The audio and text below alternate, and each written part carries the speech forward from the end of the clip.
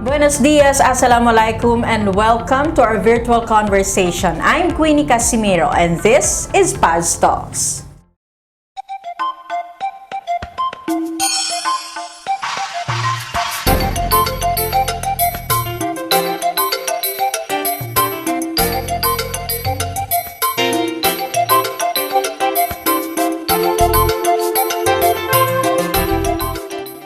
For 24 years, Mindanao Week of Peace has been the platform for different culture, different tribes, and religion gathered to talk peace. And joining us today is one of the prime movers of the Mindanao Week of Peace, Professor Ali Yaqub. Prof, good afternoon. Good afternoon.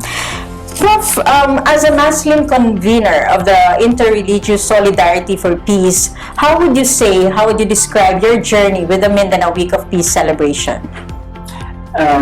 Let us have some recollections how the Mindanao Week of Peace started. But it started first with the organization, wherein especially the two pillars, Padre Angel Calvo and Dr. Grace Rebolios, the Interreligious Solidarity for Peace. Otherwise, there would have been no Week of Peace or Mindanao Week of Peace. Started with that organization at the Western Mindanao State University. We have some problems of dating. Father Calvo said it started in 2002. From my recollection, it's in 1991.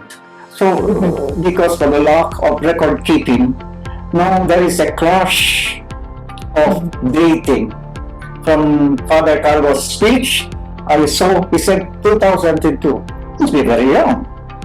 If it is the interreligious solidarity, not the Peace Weaver, because Peace Weaver is a product of the interreligious solidarity for peace, and we started awarding in 1998. So it started the organization much earlier, and I duly recognize Father Calvo's effort and Dr. Grace sustaining it until today.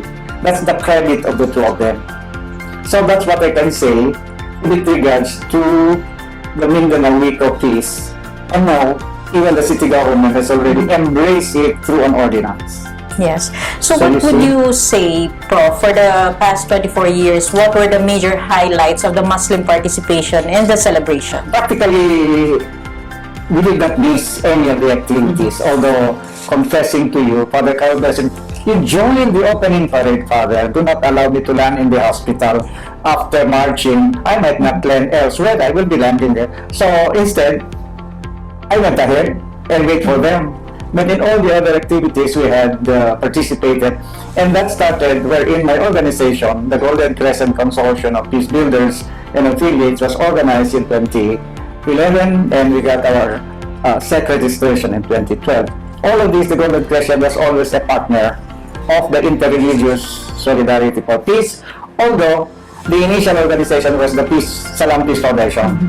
When it was abolished after the demise of the founder, Haji Ahmad Sakaluran, his children suggested that should already be abolished. So we formed a successor organization wherein I organized the Golden Crescent Consortium of Peace Builders up till today.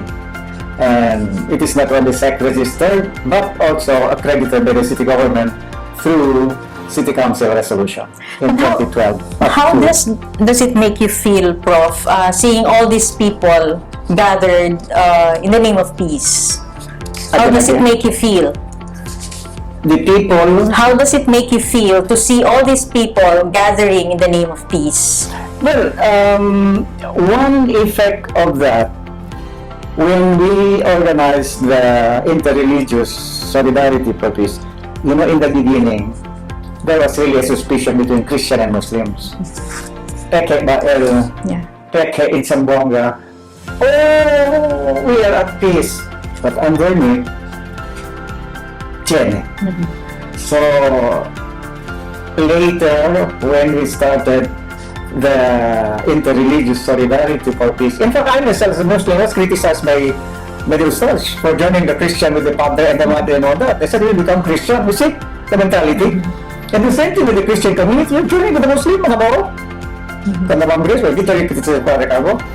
But when they saw we work quietly, silently, awarding Muslim and Christian, recognizing their participation and efforts in the building of trust, that was the best.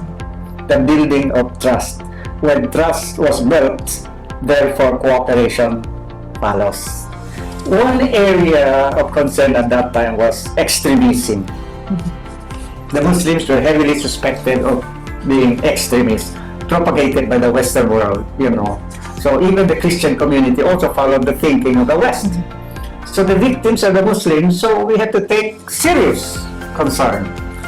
Thus started our idea of the Peace Wheelers. That started the Golden Crescent, although the award of the Golden Crescent Achievement Awards for leadership started in intensity on my own effort.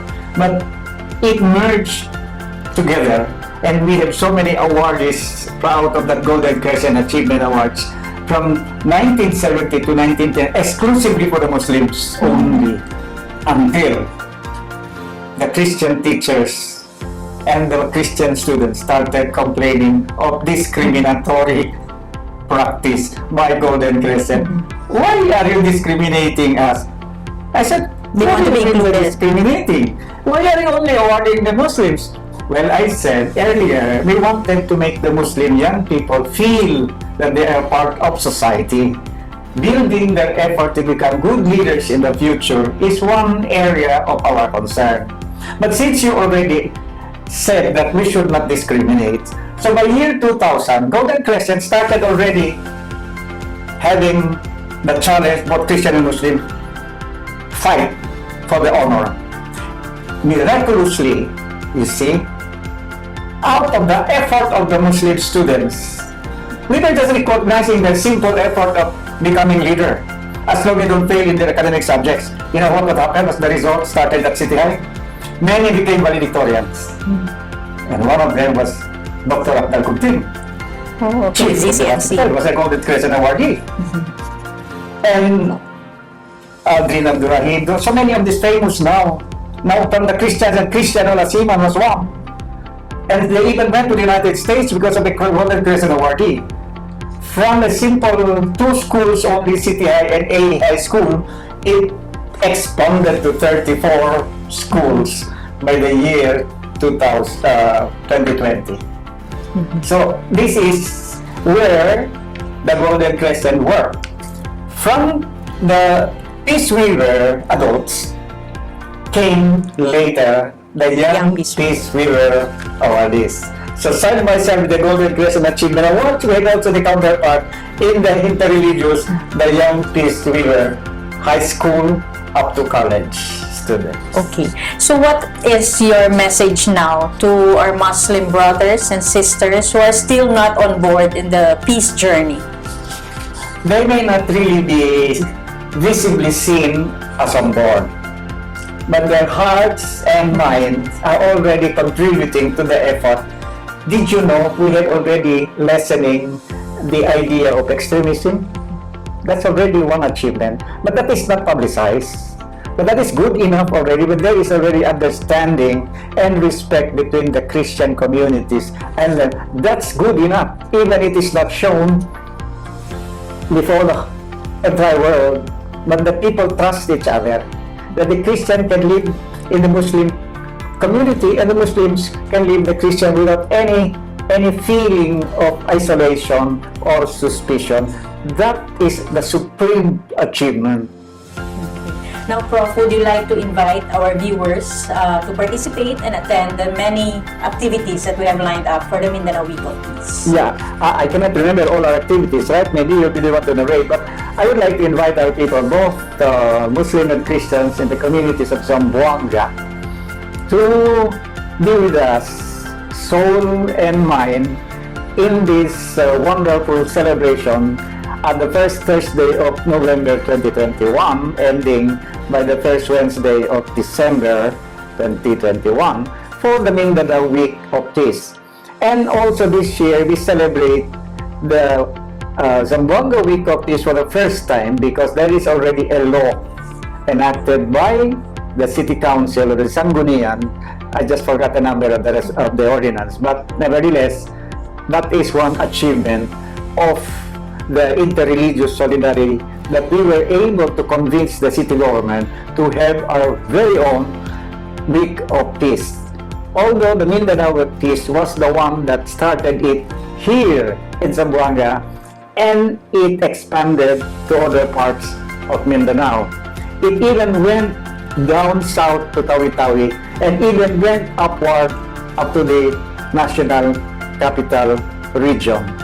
And so, how effective it was? It was effective. Otherwise, it would not have escalated to other parts of the country, particularly in Mindanao, and as well as even it reaching even in Luzon and the NCR already. So, to me, that was something fulfilling and very heartwarming to recall our struggle for the good of Zamboanga and for the good of our people and for the good of the entire region and in the good of Mindanao as well. Okay. And that's it for our virtual conversation today. We would like to thank you, Prof. Ali Yacub, for sharing your insights and experiences, and also thank you to our viewers who joined us today, and hope you'll still join us in our next episode. And once again, I'm Queenie Casimiro, and this is Paz Talks.